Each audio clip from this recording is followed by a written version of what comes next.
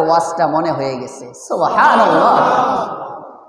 আল্লাহর পয়গম্বরের সাহাবী ওমর ইবনুল খাত্তাব রাদিয়াল্লাহু তাআলা আনহুর বয়ান যখন মনে হয়ে গেছে, ছেলেটা আর গুনার মধ্যে জড়ায় না, একটা দৌড় দিয়া কামরার থেকে বের হয়ে গেছে, নিজের ঘরের মধ্যে চলে গেছে। থরথর করে যুবক কাঁপে, শরীরের মধ্যে ঘাম বের হইতেছে। যুবকের বাবা ডাক দিয়ে বলে, কিরে সন্তান, কি হলো? থরথর করে কাঁপছো, কোন ডাকাতের খপ্পরে পড়েছিলে? হিরোইনচি তোমাকে ধাওয়া করেছে, ছিনতাইকারীর ধাওয়া করেছে, কোন সন্ত্রাস তোমার পিছনে পড়েছে, এভাবে কেন ভয় পাচ্ছ? না না না আব্বাজান, কোন সন্ত্রাসের খপ্পরে পড়ি নাই, কোন হিরোইনচি আমাকে ধাওয়া করে নাই, কোন ডাকাত দল আমাকে পায় নাই, কোন দস্যু আমাকে ধরতে পারে নাই, কিন্তু আমি সবচেয়ে বড় শয়তান, নফস শয়তান, শয়তানের কুমন্ত্রণায় পড়ে গিয়েছিলাম, একজন মহিলার খপ্পরে পড়ে গিয়েছিলাম, জিনার জন্য আমি প্রস্তুত হয়ে গিয়েছিলাম। ঠিক এই মুহূর্তে আমিরুল মুমিনিন ওমর ইবনুল খাত্তাবের বয়ান আমার মনে হয়ে গেছে। আমিরের বয়ানটা যখন আমার মনে হয়ে গেছে, সাথে সাথে আমি গুনাহ করি নাই, গুনাহ থেকে বের হয়ে আসছি, কিন্তু আমি এখনো থরথর করে কাঁপি। গুনাহ যদিও করি নাই, পা দুইটা আমার রব দিয়েছিলেন মসজিদের দিকে যাওয়ার জন্যে, পা দুইটা আমার রব দিয়েছিলেন নেকির কাজ করার জন্যে, পা দুইটা আমার রব দিয়েছিলেন তাফসীরের দিকে যাওয়ার জন্যে। এই দুই পায়ে জিনা। যালিকাল কিতাবু লা রাইবা ফীহি হুদাল লিল মুত্তাকিন। সাদাকাল্লাহুল আযীম। وقال رسول الله صلى الله عليه وسلم إن الله يرفع بهذا الكتاب أقواما ويضع به آخرين أو كما قال عليه الصلاة والسلام اللهم صل على محمد وعلى آل محمد পড়ি সবাই মুহাব্বতে اللهم صل على محمد وعلى آل محمد كما صليت على إبراهيم وعلى آل إبراهيم إنك حميد مجيد اللهم بارك على محمد وعلى آل محمد كما باركت على إبراهيم وعلى آل إبراهيم إنك حميد مجيد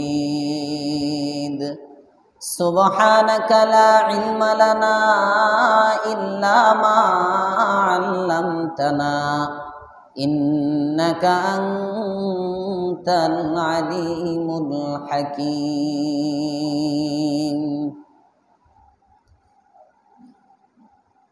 जुरात है तो अफकार की दुनिया से गुजर जा जुरात है तो अफकार की दुनिया से गुजर जा है बहर खुदी में अभी पोशीदा जजीरे खुलते नहीं इस कुल्ज़ुम खामोश के असरार खुलते नहीं इस कुल्ज़ुम खामोश के असरार जब तक तू उसे दर्बे कलीमी से न चीरे हारून ने कहा वक़्त रहील अपने पे सर से जाएगा कभी तू भी इसी राह गुजर से पोशीदा है काफिर की नदर से मलकुल मौत पोशीदा है काफिर की नजर से मलकुल मौत लेकिन नहीं पोशीदा मुसलमान की नजर से लेकिन नहीं पोशीदा मुसलमान की नजर से আলহামদুলিল্লাহ। মুআজ্জাজ মুহতারাম মুসল্লিয়ানে কেরাম, মুরব্বিয়ানে ইজাম, যুবক বন্ধুরা, ছোট বাচ্চারা, শুকরিয়া আদায় করছি রব্বে করিমের দরবারে, যার তৌফিকে এশার নামাজ জামাতে আদায়ের পরে কোরআনের মোহাব্বতে দর্শে কোরআনের এই মজলিসে আসার বসার সুযোগ পেয়েছি। যে মহান মালিক আমাদেরকে সুযোগ দিয়েছেন, রবের দরবারে কৃতজ্ঞতা প্রকাশ করি। সকলেই কালিমাতুশ শুকর পড়ি আলহামদুলিল্লাহ।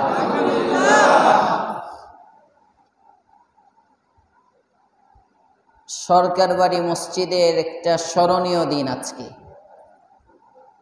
এজন্যে কোরআনে কারীমের একটা দর্স এখানে চালু হচ্ছে। আলহামদুলিল্লাহ বলবেন না? নাকি আপনাদের তাফসির চালু আছে? তাফসির চলতেছে না তো? আজকে থেকেই তো শুরু। তো প্রথম দিন কোরআনের এই দর্শে যাদের বসার সুযোগ হয়ে গেছে, এটা বড় কপাল। ৩-৪ জনের সুবহানাল্লাহ, বাকিরা কইেন না। সবাই বললে গুনাহ হবে না তো? বলেন সবাই সুবহানাল্লাহ। তৌফিক দিলেন কে? আল্লাহ। নেক কাজের তৌফিক দেন কে? আল্লাহ। আল্লাহু আকবার। অনেক বড় বুজুর্গ ছিলেন একজন, হযরতে রবিআ, অনেক বড় বুজুর্গ। বাদী ক্রয় করছেন, একটা বাদী এক সময় গোলামবাদীর প্রচলন ছিল। আচ্ছা, আমার ঘড়িতে এখন 8টা 4 বাজে, এখানে 3, এটা একটু ফাস্ট ধরেন। 8টা 5 একটু বাড়াইয়া ধরলাম।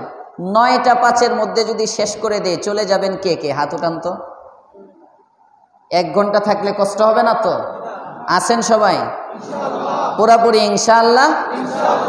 আল্লাহ কবুল করেন, বলেন আমিন।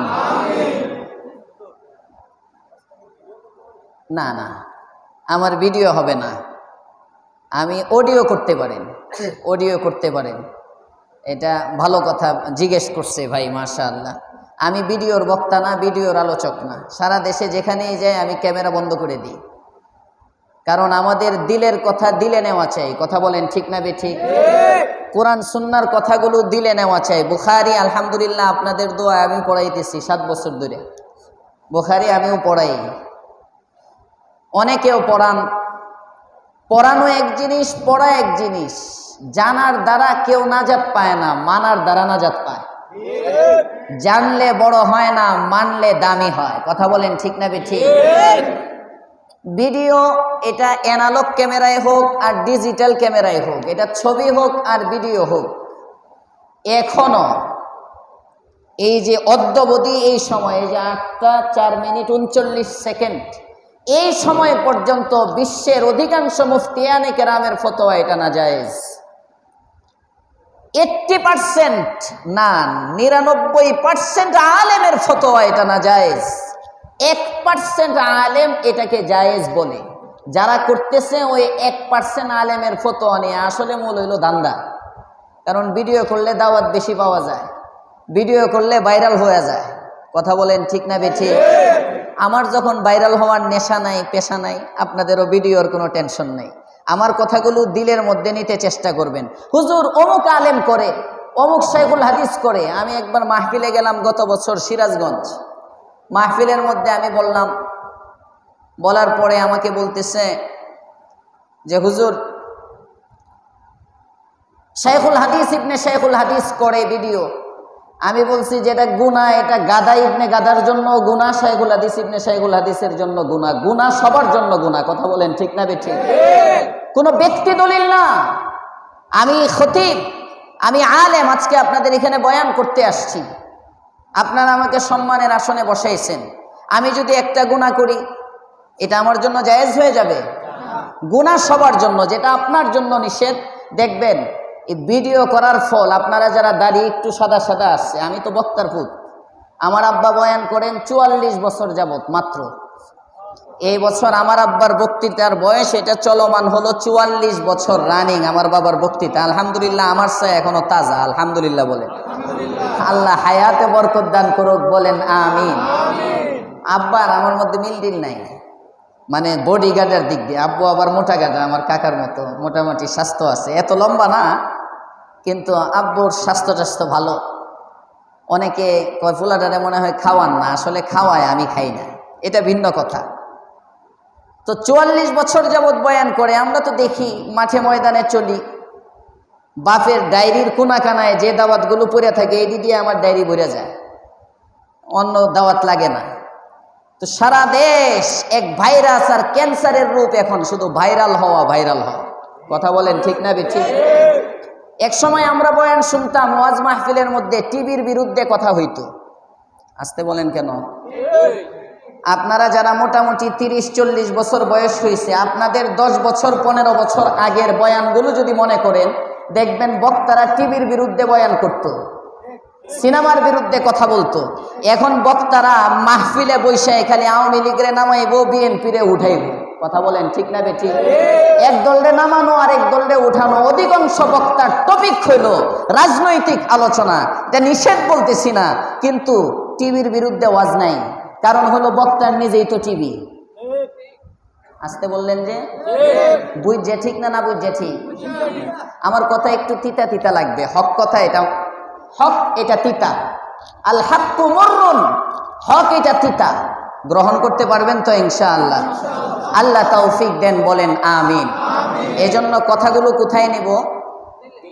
ভুলে গেছে দিলে এই সখন আজ গোশে দিল বায়াদ সনদ, এই সখন আজ গোশে দিল বায়াদ সনদ, গোশে দিল ই জানা দারাদ হেচে সো, গোশে গিলবা জুমলা হায়ওয়ান হামদ মাস, গোশে গিলবা জুমলা হায়ওয়ান হামদ মাস, গোশে দিলবা সোসে নসলে আদমাস, গোশে দিলবা সোসে নসলে আদমাস।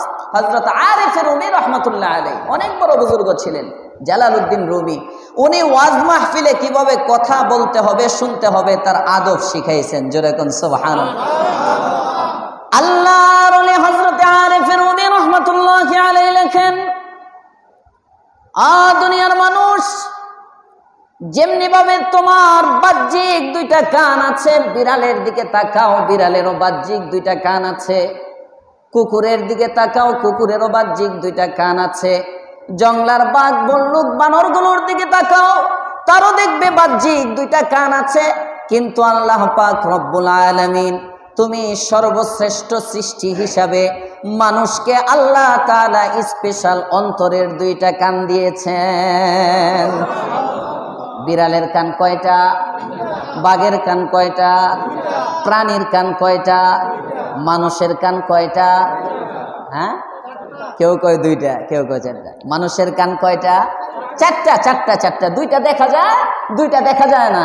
2টা বাহ্যিক, 2টা অন্তরের। এজন্য আপনারা যারা বিশ্ব ইজতেমায় গেছেন, আমাদের কাছে বিশ্ব ইজতেমার মাঠ, দেখবেন ওখানে বলে যে ভাই সবাই চৌকান্না হয়ে বসি, সবাই চৌকান্না হয়ে বসি, মজমায় সবাই চৌকান্না হয়ে বসি, দিনের কথা মনোযোগ সহ শুনি। এই যে চৌকান্না মানে 2 কান বাহিরে 2 কান ভিতরে, 4 কান দিয়ে যখন কথা শুনে, এই কথা ভুলে গেলেও জায়গা মতো আল্লাহ মনে করায় দেয়। এর একটা উদাহরণ দিয়ে তারপরে আলোচনায় ঢুকি। এর একটা উদাহরণ তাফসীর ইবনে কাসির, আল্লামা ইমাদউদ্দিন ইবনে কাসির রাহমাতুল্লাহি আলাইহির লেখা অনবদ্য তাফসীরের গ্রন্থ।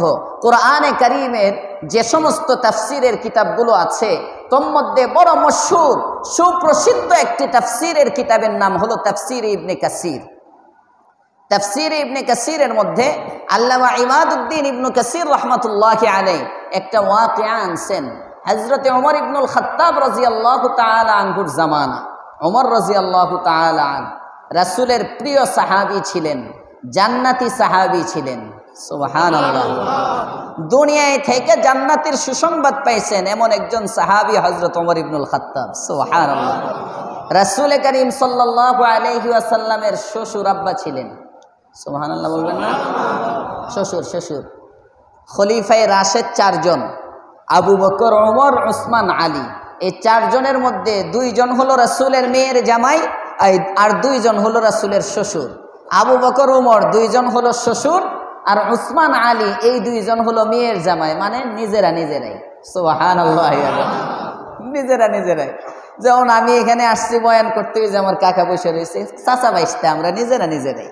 হ্যাঁ, নিজেরা।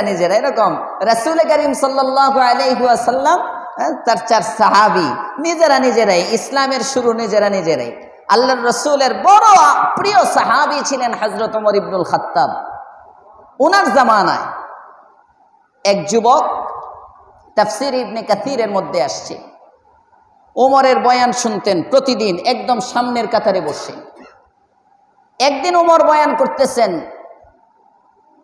ওয়ালিমান খাফা মাকামা রাব্বিহি জান্নাতান, সূরা রহমানের একটা আয়াত। ওয়ালিমান খাফা মাকামা রাব্বিহি জান্নাতান, আল্লাহু আকবার বলেন। ওয়ালিমান খাফা মাকামা রাব্বিহি জান্নাতান, ময়দানে মাহশর কায়েম হবে, চক্ষু 2টা বন্ধ হয়ে যাবে, কবরের জগৎ পাড়ি দিতে হবে, রব্বে কারীমের সামনে দাঁড়াইতে হবে, আল্লাহ পাক রব্বুল আলামিনের সামনে আমলনামার হিসাব দিতে হবে। 5টি প্রশ্ন রব করবেন, 5টি প্রশ্নের উত্তর দেওয়ার আগ পর্যন্ত এক কদম এদিক সেদিক করা যাবে না। আল্লাহ পাক রব্বুল আলামিনের সামনে দাঁড়াইতে হবে। ওই দিনের ভয় যে ব্যক্তির হৃদয়ে রয়, ওয়ালিমান খাফা মাকামা রাব্বিহ, তার রবের সামনে দাঁড়াতে হবে। রবের সামনে দণ্ডায়মান হওয়াটাকে যে ব্যক্তি ভয় করে, আল্লাহ পাক রব্বুল আলামিন বলেন, এই ভয়ে যে ব্যক্তি গুনাহ থেকে বাঁচে, আমি রব তার জন্য 2টি জান্নাত রেখেছি। কয় জান্নাত? রবের ভয়ে গুনাহ থেকে বাঁচলে কয় জান্নাত? মনে রাখবেন, জান্নাতান, 2টা জান্নাত। এই ওয়াজ ওমর ইবনুল খাত্তাব করেন। এক যুবক সামনের কাতারে বসে বসে শুনে। আল্লাহর কি কুদরত, একদিন যুবক রাস্তা দিয়ে হাঁটতেছে, মহিলা একজন আই লাভ ইউ, মেয়েরা ডাক দিচ্ছে, মেয়েরা একজন অফার করে। এখন তো ছেলেরা শীষ দেয়, আগে ছোটবেলায় ছেলেরা বেশি জ্বালাইতো, এখনই আস্তে আস্তে মেয়েরা জ্বালায় বেশি। মেয়ে বাড়তেছে তো, কথা কোন নাকি আপনাদের? হ্যাঁ, মেয়েরা জ্বালায় এখন। ওমর ইবনুল খাত্তাবের জামানায় মেয়ে একজন ডাইকা, যুবকটা পাহলোয়ান, বাহাদুর, তাগড়া যুবক, চেহারা ছবি সুন্দর, তাকে ধরে নিয়ে গেছে। তাফসীর ইবনে কাসীরের মধ্যে আছে, যুবক গুনার জন্য প্রস্তুত হয়ে গেছে, মোটামুটি শরীরের জামাটা খুলে ফেলছে, গুনার জন্য প্রস্তুত। ঠিক এই মুহূর্তে আমিরুল মুমিনিন ওমর ইবনুল খাত্তাবের ওয়াজটা মনে হয়ে গেছে। সুবহানাল্লাহ। আল্লাহর পয়গম্বরের সাহাবী ওমর ইবনুল খাত্তাব রাদিয়াল্লাহু তাআলা আনহুর বয়ান যখন মনে হয়ে গেছে, ছেলেটা আর গুনার মধ্যে জড়ায় না, একটা দৌড় দিয়া কামরার থেকে বের হয়ে গেছে, নিজের ঘরের মধ্যে চলে গেছে। থরথর করে যুবক কাঁপে, শরীরের মধ্যে ঘাম বের হইতেছে। যুবকের বাবা ডাক দিয়ে বলে, কিরে সন্তান, কি হলো? থরথর করে কাঁপছ, কোন ডাকাতের খপ্পরে পড়েছিলে? হিরোইনচি তোমাকে ধাওয়া করেছে, ছিনতাইকারীর ধাওয়া করেছে, কোন সন্ত্রাস তোমার পিছনে পড়েছে, এভাবে কেন ভয় পাচ্ছ? না না না আব্বাজান, কোন সন্ত্রাসের খপ্পরে পড়ি নাই, কোন হিরোইনচি আমাকে ধাওয়া করে নাই, কোন ডাকাত দল আমাকে পায় নাই, কোন দস্যু আমাকে ধরতে পারে নাই, কিন্তু আমি সবচেয়ে বড় শয়তান, নফস শয়তান, শয়তানের কুমন্ত্রণায় পড়ে গিয়েছিলাম, একজন মহিলার খপ্পরে পড়ে গিয়েছিলাম, জিনার জন্য আমি প্রস্তুত হয়ে গিয়েছিলাম। ঠিক এই মুহূর্তে আমিরুল মুমিনিন ওমর ইবনুল খাত্তাবের বয়ান আমার মনে হয়ে গেছে। আমিরের বয়ানটা যখন আমার মনে হয়ে গেছে, সাথে সাথে আমি গুনাহ করি নাই, গুনাহ থেকে বের হয়ে আসছি, কিন্তু আমি এখনো থরথর করে কাঁপি। গুনাহ যদিও করি নাই, পা 2টা আমার রব দিয়েছিলেন মসজিদের দিকে যাওয়ার জন্যে, পা 2টা আমার রব দিয়েছিলেন নেকির কাজ করার জন্যে, পা 2টা আমার রব দিয়েছিলেন তাফসীরের দিকে যাওয়ার জন্যে। এই 2 পায়ে জিনার বাড়িতে আমি প্রবেশ তো করেছি, ময়দানে মাহশর যেদিন কায়েম হয়ে যাবে, নেকি বদির যেদিন ওজন করা হবে, আল্লাহ পাক রব্বুল আলামিন যদি আমাকে প্রশ্ন করেন গুনাহের বাড়িতে কেন গিয়েছিলে হিসাব দাও, আমি কি হিসাব দিব, কি উত্তর দিব? আমি এই ভয়ে বাবা থরথর করে কাঁপি। তবে আমার আব্বা, আপনাকে আমি একটা অনুরোধ করি, আমার মন বলতেছে আমি বেশি দিন বাঁচবো না, আমার হয়তো বা এই রাত্রে ইন্তেকাল হয়ে যাবে। আমি যদি মারা যাই, আপনি আমিরুল মুমিনিন ওমর ইবনুল খাত্তাবকে খবর দিবেন না, আমার লাশটা গোসল করাবেন, দু একজনকে নিয়ে আমাকে জানাজা পড়বেন, তারপরে কবরস্থানে দাফন করে দিবেন। আমার মতো গুনাহগারের জানাজা যেন ওমর ইবনুল খাত্তাব না পড়ায়। ছেলেটা এভাবে ভয় পাচ্ছে, চোখের পানি ছাড়ছে। রাতের আধারে ছেলেটার ইন্তেকাল হয়ে গেল। বাবা চুপি চুপি ছেলের ওসিয়ত অনুযায়ী তাকে কাফন দাফনের ব্যবস্থা করলো। একদিন যায়, 2 দিন যায়, 3 দিন যায়, ওমর ইবনুল খাত্তাব মুসল্লি দেখেন না। হঠাৎ একদিন যুবকের বাবাকে জিজ্ঞেস করেন, রে যুবক, কি ব্যাপার, তোমার ছেলেকে দেখি না? ও যুবকের বাবা, তোমার ছেলেটা কোথায় গেল? সব কিছু যখন আমিরুল মুমিনিন খুলে বললেন, এবার ওমর ইবনুল খাত্তাব বলেন, আমাকে নিয়ে চলো, আমি তোমার সন্তানের কবর জিয়ারত করতে যাব, তোমার ছেলের কবর জিয়ারতে যাব। নিয়ে গেছেন ওমর ইবনুল খাত্তাব রাদিয়াল্লাহু তাআলা আন, কবর জিয়ারত করতে গেছেন। গিয়ে ওমর ছেলের কবরের পাশে দাঁড়াইছেন।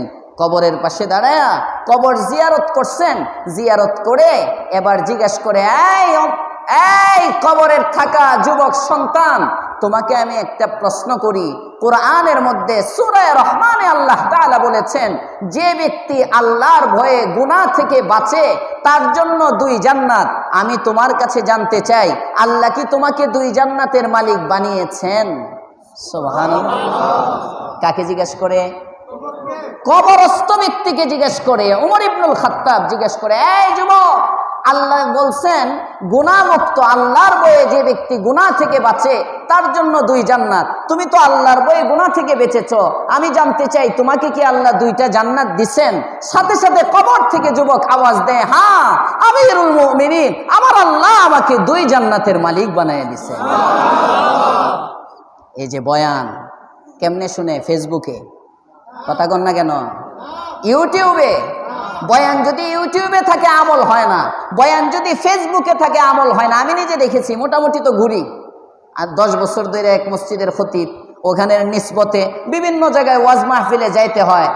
যাই না জোর করে মাঝে মাঝে নিয়ে যায়, যাইতে হয় অনেক সময়। দেখি এক মাহফিল থেকে আসতেছি গত 3-4 বছর আগে মানিকগঞ্জ থেকে, আমার বয়ান অডিও রেকর্ড করছে। মাহফিলের বয়ান শেষ করে যখন আসতেছি দেখি মাশাআল্লাহ, আমার বয়ান মাত্র যে আখেরি মোনাজাত করলাম, বয়ান ওইটা চলতেছে, উনি প্যান্টের পকেটে রাইখে দাঁড়ায় মুততেছে ওয়াজেরতে আইসে। কারণ এর ওয়াজ হইলো মোবাইলে। ওয়াজ যদি দিলে থাকতো, কমাস কম ওয়াজ মাহফিল থেকে যাওয়ার সময় বৈশা প্রসাব করতো। কথা বলেন ঠিক না বেঠিক? আজকে আমাদের দেশে হাজার না লক্ষ মাহফিল হয়, হাজার না গ্রামে গ্রামে মাহফিল। উত্তর পাড়ায় একটা, দক্ষিণ পাড়ায় একটা, পূর্ব পাড়ায় একটা, পশ্চিম পাড়ায় একটা, 64,000 গ্রামে কমপক্ষে 4 গুণ মাহফিল হয়। ওয়াজ মাহফিল যত বাড়তেছে, জিনা বাড়তেছে, ব্যভিচার বাড়তেছে, সুদ বাড়তেছে, ঘুষ বাড়তেছে, বেপরদিগি বাড়তেছে, ইফটিজিং বাড়তেছে, ধর্ষণ বাড়তেছে, খুন খারাপি বাড়তেছে। কথা বলেন ঠিক না বেঠিক? ওয়াজও বাড়ে, জিনাও বাড়ে, ওয়াজও বাড়ে, চুরিও বাড়ে, ওয়াজও বাড়ে, ডাকাতিও বাড়ে, ওয়াজও বাড়ে, দুর্নীতিও বাড়ে। তাহলে এই ওয়াজে হয় কি? কারণ হলো ওয়াজ সিনার মধ্যে নাই, ওয়াজ সব মোবাইলে আর ফেসবুকে। কথা বলেন ঠিক না বেঠিক? এই জন্য আমরা ওয়াজ নিব কোথায়? দিলে। ওয়াজ নিব কোথায়? দিলে। আল্লাহ আমাদেরকে দিলে নেওয়ার তৌফিক দেন, বলেন আমিন। রাগ করেন নাই তো আপনারা? আল্লাহ তাআলা আমাদেরকে কবুল করেন। এই মজলিস চলবে ইনশাআল্লাহ। প্রতি বৃহস্পতিবার আপনাদের আসতে কষ্ট হবে না তো ইনশাআল্লাহ? আগামী বৃহস্পতিবার এর ডাবল লুক দেখতে চাই। আস্তে আস্তে কয় তো, এটা কেমনে? এ সহজ সুরত, সবাই একজন একজন নিয়ে আসবে, বেশি দরকার নেই। আপনি আপনার একজন বন্ধুরে দাওয়াত দিবেন, এই আমাদের সরকার বাড়ি মসজিদে কোরআনের একটা তাফসির চালু হয়েছে, আজকে তো মূল তাফসিরে ঢুকবো না ইনশাআল্লাহ, কারণ তাফসিরের কিছু নিয়ম আছে। তাফসিরের জন্য একটা টেবিল লাগবে সামনে, ছোট্ট ওই যে টেবিলটা আছে ওরকম একটা টেবিল, এরপরে একটা কোরআনে কারিম। হ্যাঁ, আমরা তাফসিরের গুরুত্বটা শুধু আজকে একটু বলে যাব। আগামী সপ্তাহ থেকে তাফসির শুরু হবে ধারাবাহিকভাবে ইনশাআল্লাহ। আপনারা যতদিন চান আমি ততদিন বাইচা থাকলে তাফসির করতে থাকবো, সমস্যা নেই তো ইনশাআল্লাহ। প্রতি বৃহস্পতিবার জুমার রাত তো এমনি বরকতময় রাত। আমরা দোয়া করি আল্লাহ যেন আমাদেরকে এক খতম কোরআনের তাফসির শুনে কবরে নেন। সবাই বলেন আমিন। আল্লাহ যদি এই আমিন কবুল করে, এই আমিন যদি কবুল হয়ে থাকে তাহলে বুঝবেন কত বছর যে হায়াত পাইছেন। 10 বছরে এখনো এক পারা হয় নাই। গোয়ালটেক তাফসির করি এটা 10 বছর।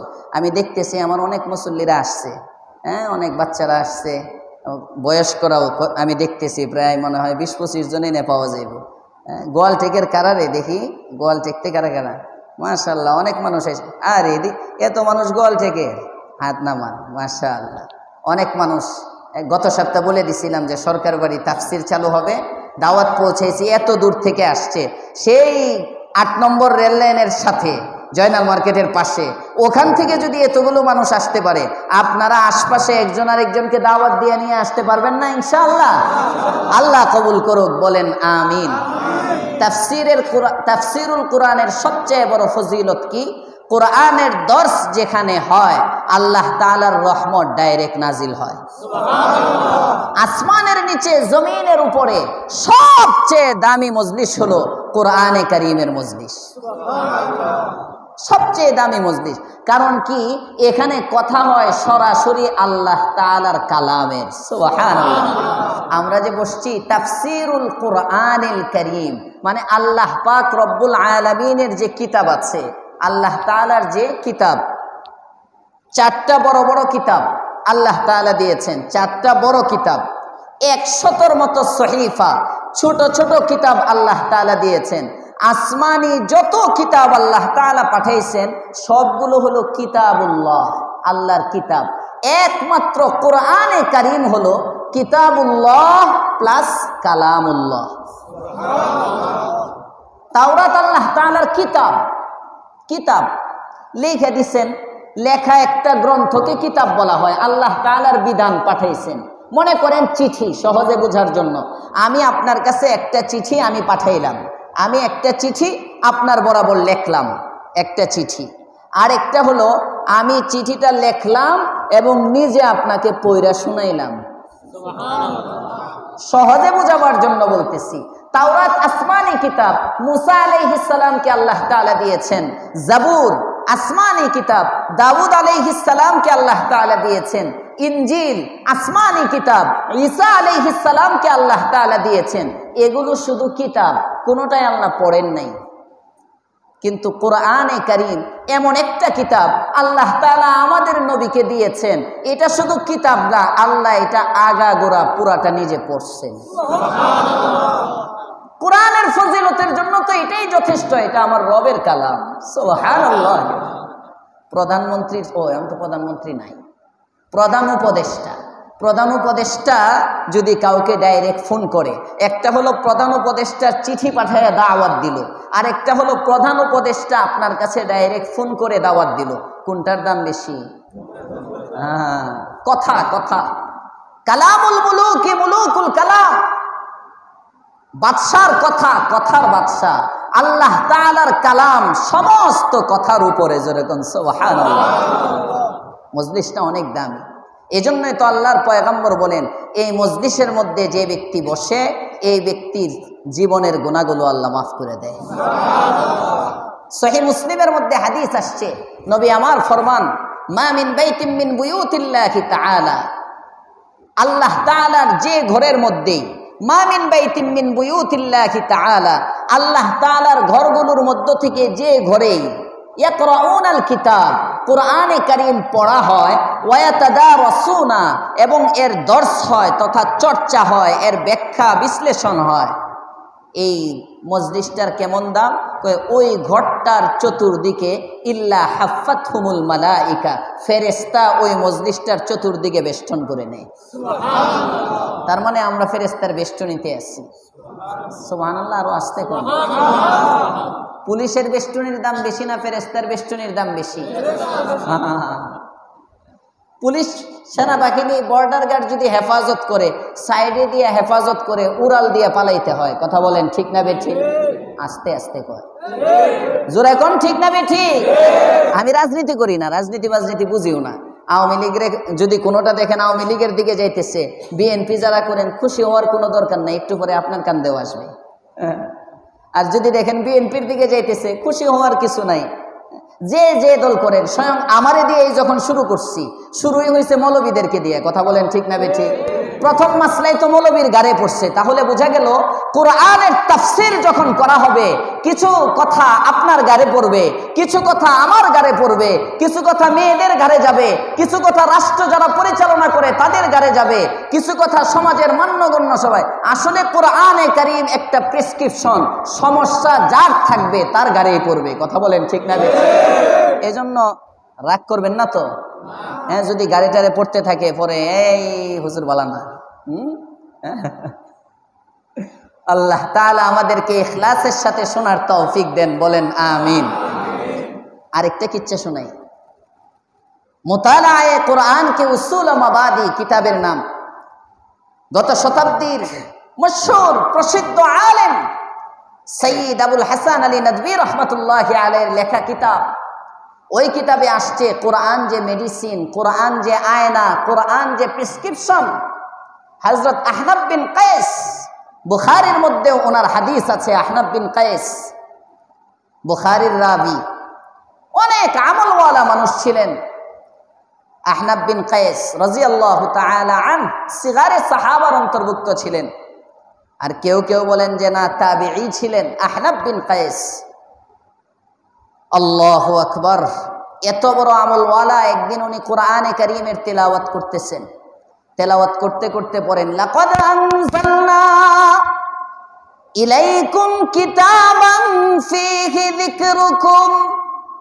আয়াতের অর্থ হলো, আল্লাহ পাক রব্বুল আলামিন বলেন, লাকাদ আনজালনা ইলাইকুম কিতাবা, দুনিয়ার মানুষ, তোমাদের উপর আমি এমন একটি কিতাব অবতীর্ণ করেছি, ফীহি যিকরুকুম, যে কিতাবের মধ্যে তোমাদের আলোচনা আছে।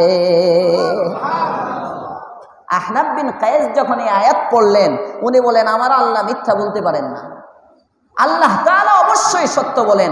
আল্লাহ যখন বলছেন এই কোরআনে আমাদের আলোচনা আছে, আহনাব বিন কায়েস এবার খুঁজে কোরআনের কোথায় তার আলোচনা। জোরে কোন সুবহানাল্লাহ।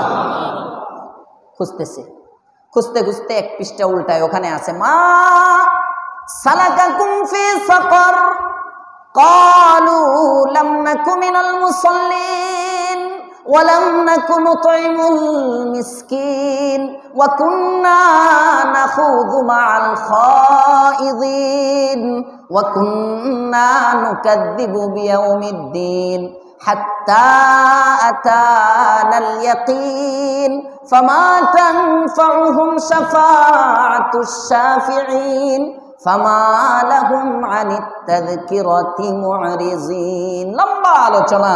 কোরআনে কারীমের এই অংশটা পড়েন, এখানে আল্লাহ তাআলা এক শ্রেণীর মানুষের আলোচনা করেছেন। উনি পড়ে বলেন যে না, আমি অত খারাপ না। সুবহানাল্লাহ। এই আয়াতে যে খারাপ শ্রেণীর কথা তরজমা করলে লম্বা হবে, তরজমা করব না সবগুলো। আরেক জায়গায় উল্টাইতেছেন, ওখানে উনি পড়েন, ক্বাদ আফলাহাল মুমিনুন الذين هم في صلاتهم خاشعون والذين هم عن اللغو معرضون والذين هم للزكاة فاعلون والذين هم لفروجهم حافظون إلا على أزواجهم أو ما ملكت أيمانهم فإنهم غير ملومين فمن ابتغى وراء ذلك فأولئك هم العادون والذين هم لأماناتهم وعهدهم راعون والذين هم بشهاداتهم قائمون والذين هم على صلاتهم يحافظون أولئك هم الوارثون الذين يرثون الفردوس هم فيها خالدون الله أكبر। লম্বা পড়ছেন, পড়ে বলেন যে না, আমি অত ভালো না। সুবহানাল্লাহ। আগের আয়াতগুলোর মধ্যে কিছু খারাপ শ্রেণীর মানুষের গুণ, এই আয়াতগুলোর মধ্যে কিছু ভালো জান্নাতুল ফিরদাউসের অধিকারী মানুষের গুণ। হযরত আহনাফ বিন কায়েস কোরআনের পাতা উল্টান, কিছু পাতা উল্টায় বলেন না আমি তো খারাপ না, আবার কিছু গুণের সাথে নিজেকে মিলান আর বলেন না আমি অত ভালো না, আমার মধ্যে এই গুণগুলো সব নাই। এভাবে কোরআনে কারীমের পাতা পাতা পাতা পাতা উল্টান, পড়তে পড়তে অস্থির হয়ে গেছেন, কোথায় আমি আমাকে পাবো, কোথায় আমি আমাকে পাবো। উল্টাইতে উল্টাইতে সূরা তাওবা 11 নম্বর পারা 2 নম্বর পৃষ্ঠাটা উল্টায়া ওখানে একটা আয়াতে কারিমা আছে, ওয়া আখারুনা তারাফু বিদুনুবিহিম খালাতু আমালান সালিহা ওয়া আখারা সাইয়্যা।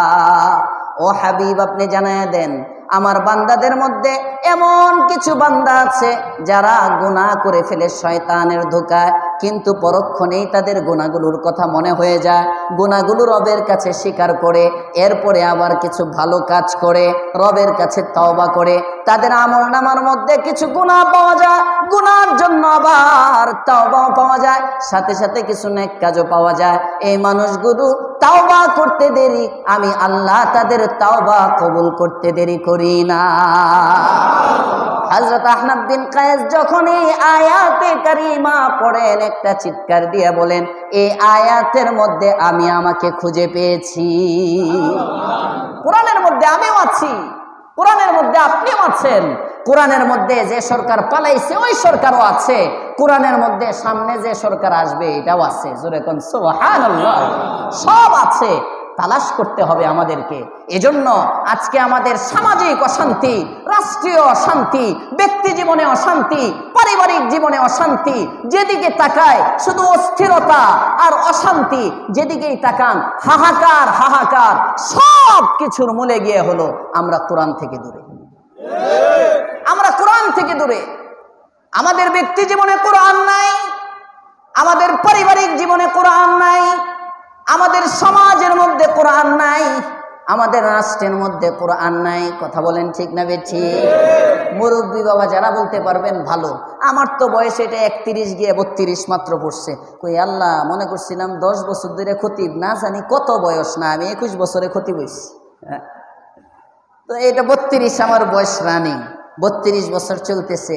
তো আমার তো কিছু কিছু বলতে পারবো, যারা 50 বছর বয়সের আমার মুরব্বী বাবারা যারা আছেন তারা ভালো করে বলতে পারবেন। এক সময় গ্রামে গঞ্জে আর 60-70 বছর যারা গ্রামে ছিলেন তারা আরো ভালো বলতে পারবেন। আমরা কিছু কিছু দেখছি গ্রামে মাঝে মাঝে বেড়াইতে গিয়ে, বড় তো শহরেই হয়েছি, গ্রামে অতটা যাওয়া হয় নাই। আর দাদি নানির কাছে শুনছি এক জামানায় গ্রামের মহিলারা, এখন যেমন গ্রামে ওই যে ফসল টসল করে ট্রাক্টর মেশিন আছে, ট্রাক্টর কয় এটারে, ট্রাক্টর। এক জামানায় কিন্তু ট্রাক্টর ছিল না, যে যত বড় জমিদার ছিল তার গোয়ালির মধ্যে, গোয়াল ঘরের মধ্যে গরু তত বেশি ছিল, কারণ গরু দিয়ে হাল চাষ করতো। কথা বলেন ঠিক না বেঠিক? লাঙ্গল লাগতো, গরু লাগতো। কৃষক সকালবেলা গরু আর লাঙ্গল নিয়ে বের হয়ে যেত। এই দৃশ্যগুলো দেখতে আলাদা সুন্দর ছিল। কথা বলেন ঠিক না বেঠিক? এরপরে ওই সময় মহিলাদের অনেক কাজ ছিল, অনেক কাজ। এই গরু টরুর গোবর টোবর যা আছে গোয়াল ঘরের মধ্যে, এই সমস্ত গোবর পরিষ্কার করার জিম্মাদারি ছিল মহিলার দায়িত্বে। ঘরের মহিলা যিনি, বেগম যিনি বাড়ির, উনি ঘরের গোয়াল ঘরের সমস্ত গরুর গোবর পরিষ্কার করার দায়িত্ব ওনার।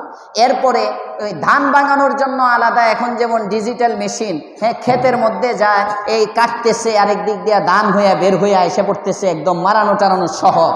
এরকম এক সময় ছিল না, এখন সহজ। ওই সময় ওই যে ধান বাইরানোর পরে আবার ঢেকি, প্রত্যেকের আপনার রান্নাঘরের পাশে একটা ঢেকি থাকতো, এই ঢেকির মধ্যে মহিলারা কইরা কইরা ওখান থেকে চাউল বাইর করতে হইতো। এরকম কিছু মনে আছে তো মুরব্বীদের, নাকি মিথ্যা বলতেছি? আছে না? এরকম অনেক কাজ ছিল। এত কষ্ট করার পরেও, অর্থাৎ অনেক দায়িত্ব, এত কষ্ট করার পরেও এক একজন মহিলার সন্তানের সংখ্যা 8 জন, 10 জন, 12 জন, 5 জন, 7 জন। কথা বলেন ঠিক না বেঠিক? বাচ্চা পালতো 10 জন, এরপরে গরুর গোবর পরিষ্কার করা, ধান ভাঙানো, চাল ভাঙানো, এত কাজ করার পরেও দেখা যায় তো প্রত্যেকটা ঘর থেকে ফজরের পরে কোরআনের তেলাওয়াতের আওয়াজ আসতো। ঠিক না ঠিক? আর এখন চাউলের বস্তা কিনতে পাওয়া যায়, অর্ডার দেওয়ার আগে স্বামী ঘরের মধ্যে চাউল রেডি। হ্যাঁ, সন্তান তো 3 জন সন্তান খুব কমই শোনা যায়। জিজ্ঞেস করলে হুজুর আল্লাহর মাল একটাই, দোয়া করেন। আল্লাহর মাল একটাই, দোয়া করেন। আবার বেশি ভদ্র হলে 2টা। পরিকল্পিত পরিবার, নাম কি দিচ্ছে এটা? পরিকল্পিত পরিবার। 2টি সন্তানের বেশি নয়, 1টি হলে ভালো হয়। আল্লাহ কয় 2টি সন্তানের বেশি নয়, 1টি হলে যখন ভালো হয়, যা আমি 1.5টা দিয়ে দিলাম তোরে। কয়টা দিলাম?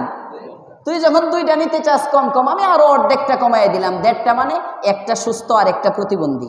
অধিকাংশ বড় লোকের ফুলাফান দেখবেন প্রতিবন্ধী।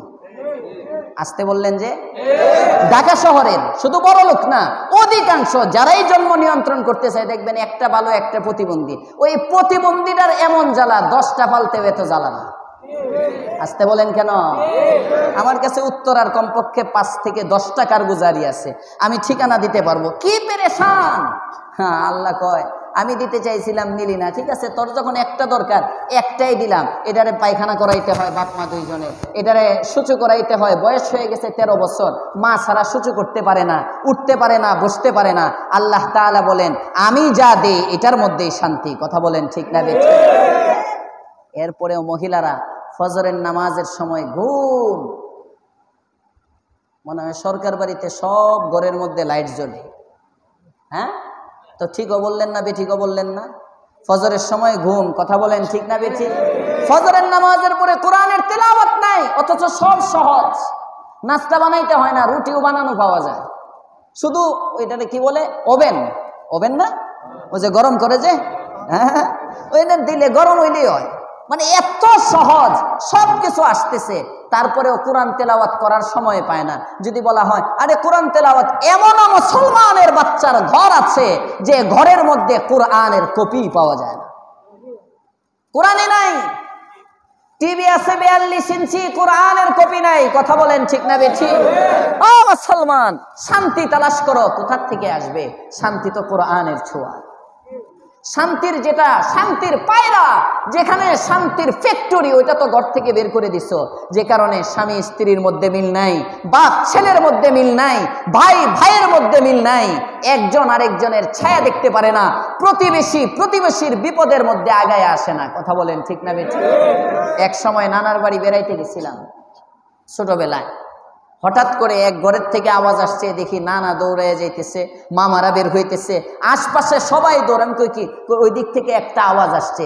আর এখন যদি কোনো ঘরের থেকে আওয়াজ আসে, পাশের বাড়ির লোকেরা দরজার সিটকানি আরো মাইরা পারে না, চেয়ার টেবিল আইনা দরজার মধ্যে, এরপরে টেকা দিবে যে পিছন থেকেও ধাক্কা মাইরা বিপদে মরলে ওইটা মরুক, আমার ঘরে যেন না আসে। কথা বলেন ঠিক না বেঠিক? এই যে পশুত্ব, একটা কাক মারা গেলে তার কাছে কাক আগায় আসে, একটা কুকুর যদি বিপদগ্রস্ত হয় কুকুরের বিপদে কুত্তা আগায় যায়, মানুষের বিপদে মানুষ আগায় আসে না। তার মানে সমাজে মানুষ নাই, মানুষরূপী কুকুর দিয়ে সমাজ ভরে গেছে। কথা বলেন ঠিক? এই পশুত্বের সমাজ থেকে উত্তরণের জন্য একটাই উপায়, সেটা হলো কোরআনকে আঁকড়ে ধরা। কোরআন মানুষকে মানুষ বানায়। জোরে কোন সুবহানাল্লাহ।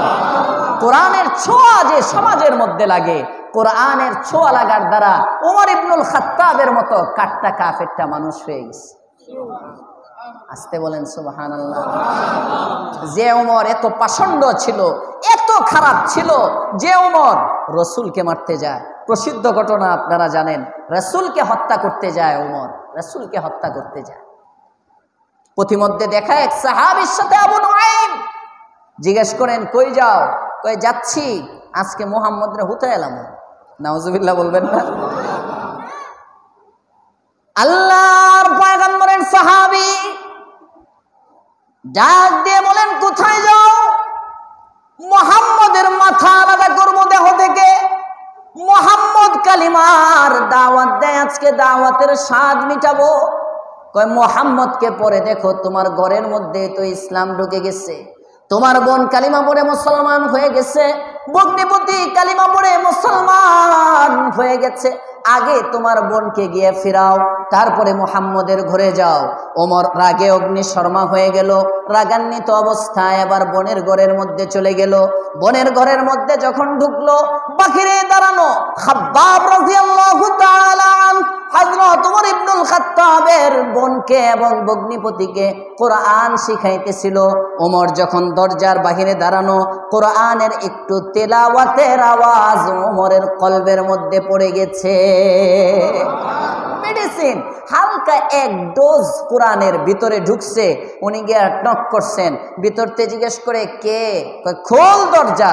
আওয়াজ শুনেই তাড়াতাড়ি কোরআনের কপি টপি লুকায়া বোন জামাই আর খাব্বাব দুইজনে খাটের নিচে ঢুকায়া বোন আইসা দরজা খুলছে। ভাই ঢুকে বলে কি করতেছিলি? কয় ভাই ছিলাম ঘরের মধ্যে।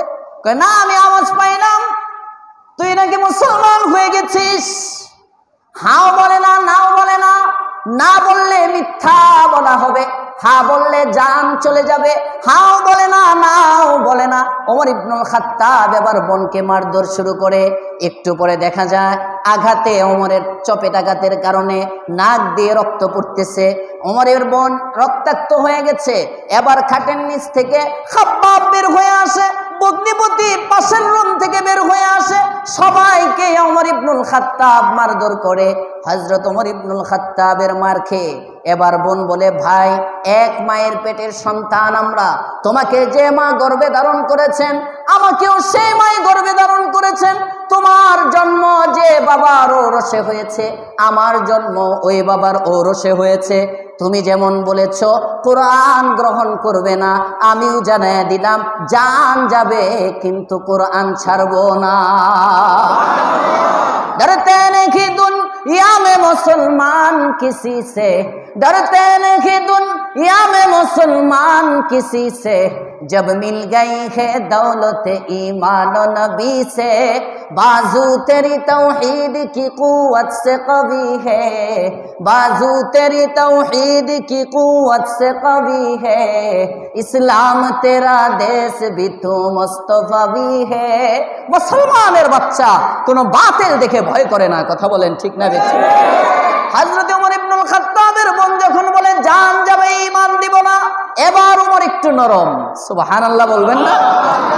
মনে রাখবেন হকের বিষয়টা এমনই, আপনি যত নরম বাতিল তত গরম, আপনি যত গরম বাতিল তত নরম। দেখছেন না? নিকট অতীতে একটা উদাহরণ দিচ্ছি বুঝার সুবিধার্থে।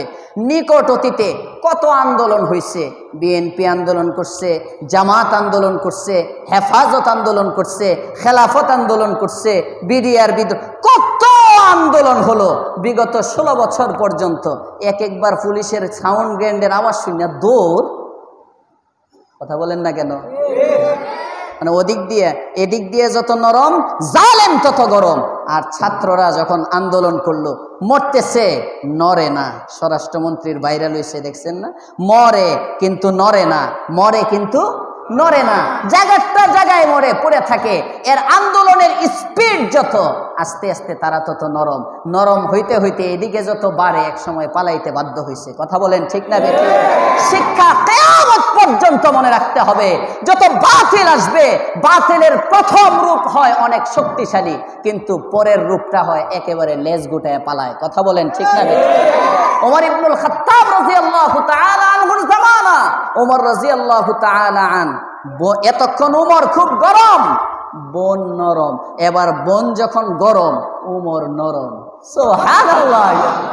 বোন যখন কয় ছাড়বো না, ওমর কয় বাপরে বাপ, এটা এত গরম, কিসের গরম? ডাক দিয়ে বলে, বোন আমার, কি জিনিসের ছোঁয়া তুমি পেলে ছাড়বে না?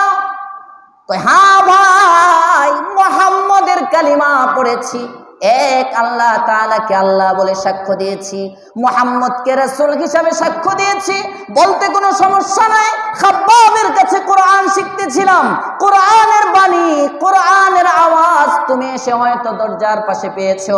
এই যে কোরআনের কপি দেখা যায়, এই কোরআন পড়তেই থাকবো, পড়তেই থাকবো। জান চলে যাবে, জান দেওয়া সম্ভব, কিন্তু কোরআন ছাড়া সম্ভব না। তাই নাকি? একটু দাও আমারে পড়ি, এখন আদর নরম। সুবহানাল্লাহ, একটু দাও কোরআনের কপিটা মিলাই, কোরআনটা একটু পড়ি। কয় না না, কোরআন তোমাকে দেওয়া যাবে না, তুমি নাপাক। ইন্নাহু লাকুরআনুন কারীমুন ফি কিতাবিন মাকনুন লা ইয়ামাসসুহু ইল্লাল মুতাহহারুন। সুবহানাল্লাহ। নাপাক ব্যক্তি, পবিত্র ব্যক্তি ছাড়া কোরআনকে কোনো নাপাক ব্যক্তি স্পর্শ করতে পারে না। তুমি নাপাক, কাফের, অমুসলিম, তোমার শরীরে নাপাক আছে, ওযু নাই, কোরআনের কপি তোমাকে দেওয়া যাবে না। কি করতে হবে? কয় যাও গোসল করো, ওযু করো। হযরত ওমর ইবনুল খাত্তাব এবার গিয়ে গোসল করলেন। ওমর ইবনুল খাত্তাব ওযু করলেন, কোরআনের কপি সূরা তাহার অংশটা বোন এবার ভাইয়ের সামনে বের করে দিলেন। ওমর ইবনুল খাত্তাব আরবি পড়তে পারেন, বড় সুন্দর আরবি পড়েন। ওমর ইবনুল খাত্তাব এবার পড়তে শুরু করেন, তাহা মা আনজালনা আলাইকাল কুরআনা লিতাশকা ইল্লা তাযকিরাতাল লিমান ইয়াখশা তানজিলাম মিম্মান খালাকাল আরদা ওয়াস সামাওয়াতিল উলা আর-রাহমানু আলাল আরশি ইসতাওয়া লাহু মা ফিস সামাওয়াতি ওয়া মা ফিল আরদ ওয়া মা বাইনাহুমা ওয়া মা তাহতাত তারা ওয়া ইন তাজহার বিল কওলি ফাইন্নাহু ইয়ালামুস সিররা ওয়া আখফা আল্লাহু লা ইলাহা ইল্লা হু লাহুল আসমাউল হুসনা ওয়া হাল আতাকা হাদিসু মূসা ইয রাআ নারান ফাকালা লিআহলিহিম কুথু ইন্নী আনাস্তু নারা লাআল্লি আতিকুম মিনহা বিকবাস আও আজিদু আলান নারি হুদা ফালাম্মা আতাহা নুদিয়া ইয়া মূসা ইন্নী আনা রাব্বুকা ফাখলা'ন আলাইকা ইন্নাকা বিল ওয়াদিল মুকদ্দাসি তুওয়া ওয়া আনা اخতারতুকা ফাসতামি' লিমা ইউহা ইন্নানী আনা আল্লাহ। আল্লাহু আকবার। এ পর্যন্ত হযরত ওমর ইবনুল খাত্তাব রাদিয়াল্লাহু তাআলা আনহু যখন পড়েন, কোরআনের কপিটা বন্ধ করে বোনের হাতে কপিটা দিয়ে বলেন, বোন আমার বুঝতে বাকি নাই, এই কোরআন আসলে আল্লাহ পাক রব্বুল আলামিনের কালাম। আমাকে মুহাম্মদের দরবারে নিয়ে চলো, আমি এই মুহূর্তে কালিমা পড়ে মুসলমান হয়ে যাব। লয়ে গেছে বোন, ভগ্নিপতি সবাই এবার ওমর ইবনুল খাত্তাবকে নিয়ে যায়। ওমরে নিয়ে দারে আর কামের মধ্যে নবী আছেন, দরজার মধ্যে নক করে। সাহাবী একজন উকি দিয়ে দেখে তরবারি, কোষমুক্ত তরবারি কাদের মধ্যে ঝুলানো, ওমর দাঁড়ানো। আল্লাহর রাসূলকে বলে, ইয়া রাসূলুল্লাহ, ওমর আসছে, ওমর তরবারি কিন্তু সাথে। আল্লাহর রাসূল বলেন, কোনো টেনশন নাই, যদি ভালো নিয়তে আসে তো ভালো, আর যদি নিয়ত খারাপ থাকে তাহলে এই তরবারি দিয়েই তাকে শেষ করে দিব, কোনো টেনশন নাই, তাকে ভিতরে আসতে দাও। নবীর মনে মনে খুশি, নবীর কোনো চিন্তা নাই, কারণ আগের রাতে তাহাজ্জুদের সময় আল্লাহর কাছে দোয়া করছিলেন, ইয়া আল্লাহ, হয়তো আবু জেহেল নয়তো ওমর, দুইজনের একজনকে মুসলমান বানায়া দাও। যখন ওমর রাদিয়াল্লাহু তাআলা আনহু আসছেন, আল্লাহর রাসূল বুঝছেন আমার জন্য ওমরের জন্য আমার দোয়া কবুল হয়ে গেছে। সুবহানাল্লাহ। রাসূল চাইছেন ওমরের আগ পর্যন্ত 39 জন মুসলমান সমাজের মধ্যে ইসলামের প্রচার করতে পারে না। এজন্য এখনো দেখবেন সমাজের যারা একটু গণ্যমান্য, প্রভাবশালী, প্রতাপশালী, তারা যদি ইসলামের পক্ষে চলে আসে, যে মসজিদের কমিটি ইসলামের পক্ষে হয়, ওই মসজিদ আবাদ করা তাড়াতাড়ি সহজ হয়। কথা বলেন ঠিক না বেঠিক? যে মসজিদের খতিবের বয়ানের ক্ষেত্রে স্বাধীনতা থাকে, কোনো লোকমা নাই, কিচ্ছু নাই, ওই মসজিদ আবাদ হয় তাড়াতাড়ি। আর যে মসজিদ কমিটি পণ্ডিত বেশি হয়, ওই মসজিদ তত তাড়াতাড়ি মরে। কথা বলেন ঠিক না বেঠিক? কিয়ামত পর্যন্ত আবাদ করা যায় না। এজন্য আল্লাহ যেন ঢাকা শহরের সবগুলো মসজিদ কমিটির সদস্যদেরকে এই মসজিদ কমিটির মতো বানায় দেয়। বলেন আমিন। আমি যতটুকু শুনছি এই কমিটি অনেক ভালো। আমি যতটুক দেখছি, আব্বুর কাছে শুনি, আমার কাকার তো প্রশংসা করাই লাগবো, চাচা বাইস্তা যখন, হ্যাঁ, খারাপ হইলেও বালা কন লাগবো, নিজের ডেরে কি আর কেউ খারাপ কয়? আমি যে মসজিদে আছি আলহামদুলিল্লাহ, আমার মসজিদের সেক্রেটারি হিসাবে এই 10 বছর যাবৎ আমি ওখানে জুমা পড়াইতেছি। 10 বছরের মধ্যে কোনোদিন, প্রথম যখন খতিব হইছি কোনো বয়ান গিয়ে পড়ে আওয়ামী লীগের উপরে, কোনোটা গিয়ে পড়ে বিএনপির উপরে, কোনোটা গিয়ে পড়ে মাজারের উপরে, কোনোটা শিরিকের উপরে। মোতাওয়াল্লি পরিবার, ওনার আব্বার মাজার সামনে মোতাওয়াল্লি পরিবার। আমার তৃতীয় জুমায় সেক্রেটারি সাহেবকে বলছে, এই খতিব করতে আনছো, এই খতিব বদলাও। সেক্রেটারি সাহেব কয়, প্রয়োজনে মোতাওয়াল্লি বদলামো, খতিব বদলামো না। 10 বছর পর্যন্ত এক মেম্বরে, এখনো মেম্বার ছাড়তে পারি না। আমি শুধু ওদেরকে শুনাইছি গত সপ্তাহ যে আমার এক মোহাব্বতের কাকা আমারে বলতেছেন ওনার মসজিদে যাওয়ার জন্য। তো 2 মাস হোক 3 মাস হোক উনি আমারে বলছেন, আপনাদেরকে আমি জানাইলাম যেহেতু আসছি, আপনারা একজন খতিব দেখেন। এরা কয়, আপনার কি সমস্যা এটা কোন? এই সপ্তাহ ওই হাজি আব্দুল লতিফ সাহেব, জয়নাল মাতবর সাহেবের বড় মেয়ের জামাই, হ্যাঁ, উনি আমারে বলতেছেন, কয় যে বাজান, বুঝতেছি তোমার সংসার বেশি, ছেলে বাড়ছে, মেয়ে বাড়ছে, মসজিদতে খালি জুমা পড়াই দেয় 27,000 করে, বুঝছি খরচ বেশি, আমি দেখবো না বাজান, কোনো টেনশন নাই আমার। আমি বললাম, টাকা পয়সা তো আমি কখনোই দেখি না। বাহারহাল আমি যে মেসেজটা দিচ্ছি, সমাজের যারা নেতৃস্থানীয় আছে, যারা প্রভাবশালী আছে, তারা যদি ইসলামের পক্ষে চলে আসে তাহলে ইসলামের খেদমত করা সহজ হয়। কথা বলেন ঠিক না? হযরত ওমর ইবনুল খাত্তাবের আগ পর্যন্ত 39 জন মুসলমান, গরিব গুরাবা বেশি, ফকির ফুকারা বেশি, প্রভাবশালী লোক কম, মাস্তান টাইপের লোক কম, বুঝেন না? ওমর তো একটু প্রভাবশালী নেতা গোছের, তার সামনে কেউ দাঁড়াইতে পারে না, দইলা কাঁচা খাইয়া লাইব এমন ভাব। হ্যাঁ, হযরত ওমর যখন মুসলমান হয়ে গেলেন, কালিমা পড়লেন, উনি আল্লাহর রসুল ভিতরে আসতে দিলেন। আল্লাহর রসুল বলেন, ওমর ব্যাপারটা কি? ওমর বলেন, ইয়া রাসূলুল্লাহ, অনেক দেরি করে ফেলছি, বুঝতে পারি নাই, আমার আগে 39 জন কালিমা পড়ে মুসলমান হয়ে গেছে, আমি 40 নম্বর কালিমা পড়ে মুসলমান হইতে চাই। আল্লাহর পয়গম্বর, আপনি আমার নবী, দু জাহানের সরদার, রাহমাতুল লিল আলামিন সাল্লাল্লাহু আলাইহি ওয়াসাল্লাম যখন ওমর ইবনুল খাত্তাব রাদিয়াল্লাহু তাআলা আনহুকে কালিমা পড়ে মুসলমান বানালেন, আল্লাহর পয়গম্বরের সাহাবীর ইসলাম গ্রহণের কারণে আশপাশে যে সাহাবারা ছিল এত খুশি হলো, তারা এত জোরে আল্লাহু আকবারের ধ্বনি দিল, তারিখের কিতাব, ইতিহাসের কিতাবের মধ্যে পাওয়া যায়। শুধু জমিনে তাকবীর না না না, জমিনে মক্কায় যখন আল্লাহু আকবারের গুঞ্জন উঠে, 7 আসমানের মধ্যে খুশিতে ফেরেশতারাও আল্লাহু আকবারের ধ্বনি দেয়। কোরআনের ছোঁয়া, কোরআন এমন একটা জিনিস, আজকে আমাদের ব্যক্তি জীবন, সমাজ, রাষ্ট্র, সর্বক্ষেত্রে অশান্তি, কারণ কোরআন থেকে দূরে। কোরআনকে ধরবো ইনশাআল্লাহ, কোরআনকে ধরবো ইনশাআল্লাহ। কোরআনের 4টা হক। কয়টা হক? সবাই বলেন, কয়টা হক?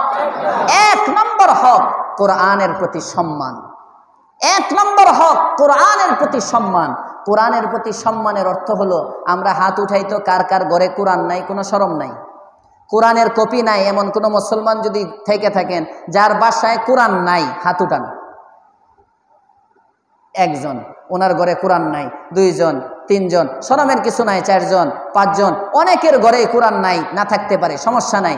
1 নম্বরে আমি মুসলমান হিসাবে আগামী বৃহস্পতিবার আসার আগে আগে 100 টাকা, 150 টাকা, 200 টাকা, 80 টাকা, 500 টাকা, 1000 টাকা, বিভিন্ন দামের পাওয়া যায়। আপনার জন্য যেটা সহজ হয়, একটা কোরআনে কারীমের কপি কিনবেন ইনশাআল্লাহ।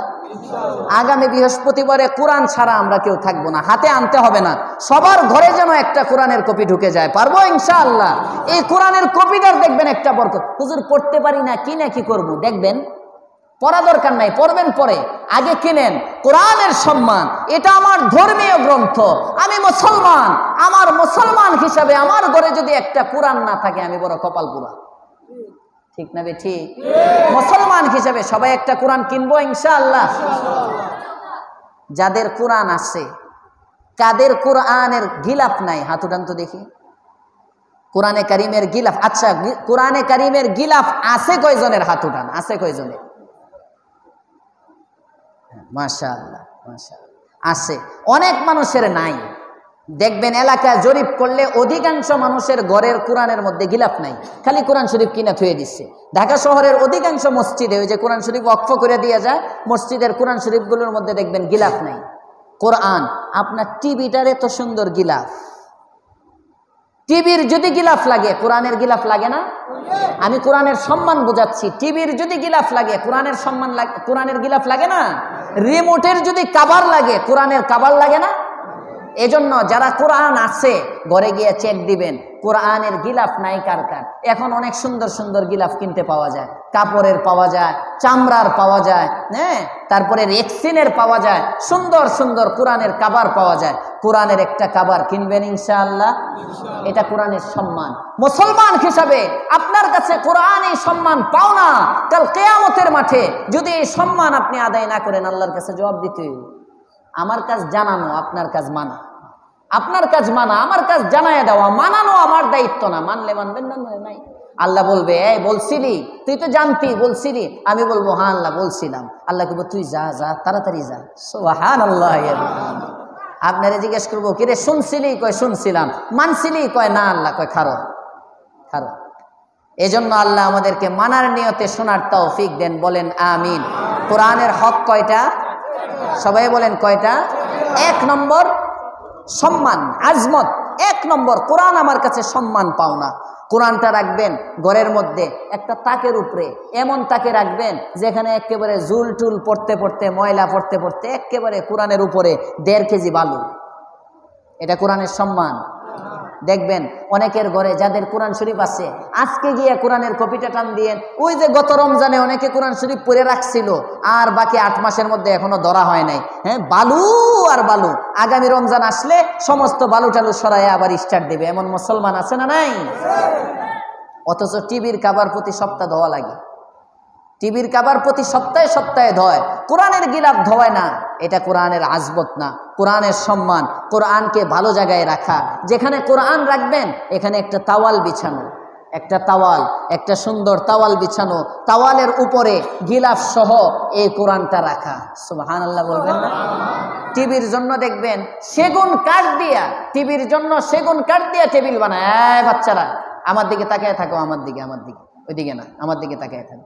সেগুন কাঠ দিয়া টিভি রাখার জন্য একটা সুন্দর টেবিল বানায়। এটা হলো টিভির টেবিল, টিভির বক্স, কিন্তু কোরআনে কারিম রাখে ওই তাকের উপরে, এদিক সেদিক ফালায় রাখে। এটা কোরআনের আজমতের খেলাফ। এজন্য 1 নম্বর আমরা কোরআন কিনবো, কোরআনে কারিমের গিলাফ লাগাবো, কোরআনকে সম্মানের সাথে তাওয়ালের উপর ঘরের একটা সম্মানজনক স্থানে রাখবো। পারবো ইনশাআল্লাহ? এটা হলো কোরআনের সম্মান, কোরআনের 1 নম্বর হক। 2 নম্বর হক হলো কোরআনকে মোহাব্বত করা, কোরআনকে ভালোবাসা।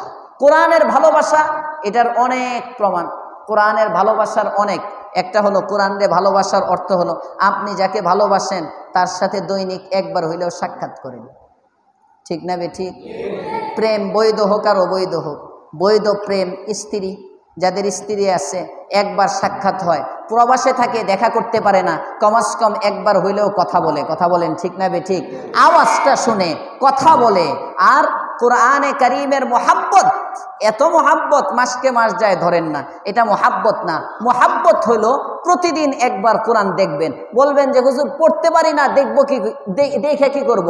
পড়তে না পারেন, তাকাইবেন, দেখবেন। এই তাকানোতেও আপনার চোখের পাওয়ার বাড়বে, কলবের মধ্যে নূর হবে। জোরে কোন সুবহানাল্লাহ। হযরত কারি তৈয়ব সাহেব রহমাতুল্লাহি আলাইহি, হাকিমুল ইসলাম কারি তৈয়ব সাহেব রহমাতুল্লাহ আলাইহি ওয়াকিয়া আনছেন ওনার কিতাবের মধ্যে। এক ব্যক্তি হিন্দুস্তানে, কষ্ট হইতেছে আপনাদের? আমি ঘড়ি বারবার দেখতেছি, ইনশাল্লাহ সময় মতোই শেষ করে দিব। হিন্দুস্তানের এক ব্যক্তি, কোরআনে কারিমের হিন্দুস্তানের এক ব্যক্তি, ওই এলাকার মধ্যে মুসলমান কম, কিন্তু সে নিজে মুসলমান, মারা গেছে। মারা যাওয়ার পরে তার লাশটা দাফন করবে, লাশ দাফন করার মতো এলাকায় লোক নাই, কাফন দাফনের পদ্ধতি জানে না।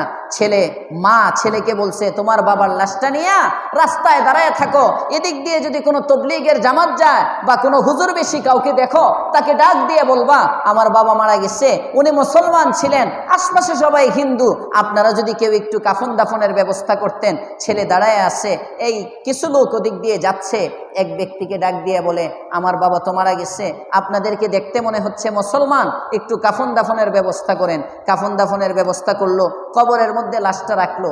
লাশটা রেখে যখন চলে গেছে, যাওয়ার সময় ওনার দরকারি একটা কাগজ যে কবরে নামাইছে, কবরের মধ্যে পড়ে গেছে। কিছু দূর যাওয়ার পরে আবার মনে হয়েছে, লোকটা আবার আসছে, আইসা সন্তানকে বলতেছে বাবা আমার আইডি কার্ড, কথার কথা জরুরি একটা কাগজ, যেটা না হলেই না, এমন একটা কাগজ আমার কবরের মধ্যে, তোমার বাবার কবর কবরে পড়ে গেছে, কবরটা আবার একটু খনন করো, আমার কাগজটা তো জরুরি দরকার, এটা নিতেই হবে। কবরটা আবার খনন করা হলো। একটু আগে যাকে কবরের মধ্যে শোয়াইলো, দেখে গোটা কবরটা ফুলের পাপড়ি দিয়ে ভরা।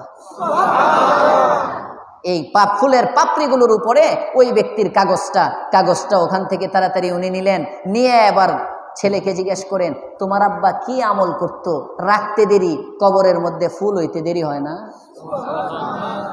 ছেলে বলে, তেমন আমল টামল করতে তো জানি না। কয়, তোমার মারে জিজ্ঞেস করো একটু। এবার ঘরের মধ্যে গেছে, জিজ্ঞেস করছে। মা বলেন, স্বামী তো আমার তেমন কোনো আমল টামল জানতো না, মূর্খ মানুষ ছিল, হুজুর টুজুরও তেমন পায় নাই আমল শিখার জন্য, তবে একটা আমল আমার স্বামীকে আমি করতে দেখেছি। কয়, কি আমল একটু শোনাও। ডাক দিয়ে বলে, আমার ঘরের মধ্যে অনেক পুরাতন একটা কোরআনের কপি ছিল। আমার স্বামী মুসলমান, বংশগত সূত্রে কোরআনের কপিটা পেয়েছে। আমার স্বামী কোরআনে কারীমের তেলাওয়াত জানতো না, আশপাশে কোরআন শিখার মতো কোনো হুজুরও ছিল না, কারো কাছে কোরআন শিখতেও পারে নাই। কিন্তু প্রতিদিন সকালবেলা একবার আর রাতে ঘুমাবার সময় একবার, এই 2 টাইম আমি দেখতাম আমার স্বামী তাকে থেকে কোরআনের কপিটা নামাইতেন, বুকের মধ্যে কোরআনের কপিটাকে জড়ায়া ধরতেন, কোরআনের মধ্যে চুমু খাইতেন, কপালের মধ্যে লাগাইতেন, চোখের মধ্যে লাগাইতেন, এরপরে কোরআনের কপিটা খুলতেন আর কোরআনের আয়াতগুলোর উপরে হাতটা ঘুরাইতেন, আঙ্গুলটা নাড়াইতেন আর বলতেন, হাদা কালাম রব্বি, এটা আমার রবের কালাম, এটা আমার রবের কালাম। চোখের পানিগুলো গাল বেয়ে বেয়ে পড়তো। আমার স্বামী বলতেন, এটা আমার রবের কালাম, এটা আমার রবের কালাম। এই আমল ছাড়া আমার স্বামীর আর তেমন কোনো আমল ছিল না। লোকটা বলে, আমার বুঝতে বাকি নাই, কোরআনে কারীমের প্রতি তোমার স্বামীর দিলে এই মোহাব্বত থাকার কারণেই মরতে দেরি, কবরটা ফুলের বাগান হতে দেরি হয় না।